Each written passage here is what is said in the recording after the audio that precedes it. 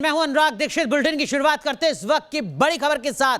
तिरंगा ना उठाने के विवादित बयान पर जम्मू कश्मीर की पूर्व मुख्यमंत्री महबूबा मुफ्ती बुरी तरह से फंस चुकी हैं। महबूबा के खिलाफ पुलिस कमिश्नर से शिकायत की गई है। महबूबा पर एफआईआर दर्ज कराने की मांग की गई है। सुप्रीम कोर्ट के वकील विनीत जिंदल की ओर से ये शिकायत भेजी गई है। महबूबा मुफ्ती ने राष्ट्रीय ध्वज का अपमान किया है। ये बात शिकायतकर्ता ने अपनी शिकायत में कही है। लोकतांत्रिक तरीके से चुनी सरकार के खिलाफ लोगों को भड़काया है।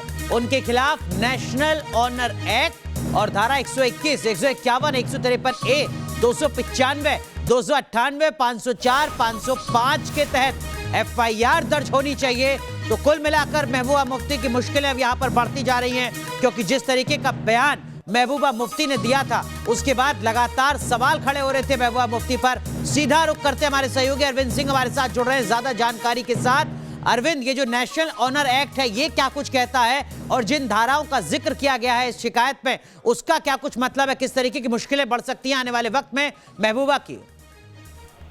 देखिए, नेशनल ऑनर एक्ट का प्रावधान उस पर लागू होता है जब आप राष्ट्र ध्वज या राष्ट्रगान का सम्मान नहीं करते, उसके प्रति अपमानजनक शब्दों का इस्तेमाल करते हैं, उस पर ये एक्ट लागू होता है। और इसमें सुप्रीम कोर्ट के जो वकील है विनीत जिंदल, उनकी तरफ से महबूबा मुफ्ती के बयान के कई हिस्सों का हवाला दिया गया है शिकायत में।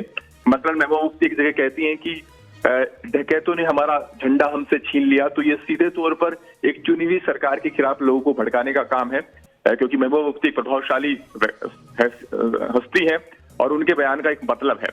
दूसरी बात ये कि वो ये कह रहे हैं कि जब तक हमारा झंडा नहीं मिलेगा, 370 नहीं बहाल होगा, वो तिरंगा नहीं उठाएंगी। तो जिस तरीके से तिरंगा को लेकर के उन्होंने असम्मानजनक या अपमानजनक बातें कही हैं, वो सीधे तौर पर नेशनल ऑनर एक्ट का प्रावधान वहां पर बनता है, ये शिकायत में कहा गया है। तो यही वजह है कि अरविंद, कुल मिलाकर ये समझा जाए कि शिकायतकर्ता ये कह रहा है कि महबूबा मुफ्ती जैसी कद्दावर नेता जम्मू कश्मीर के हालात को बिगाड़ने की कोशिश कर रही हैं इस तरीके के बयान के जरिए।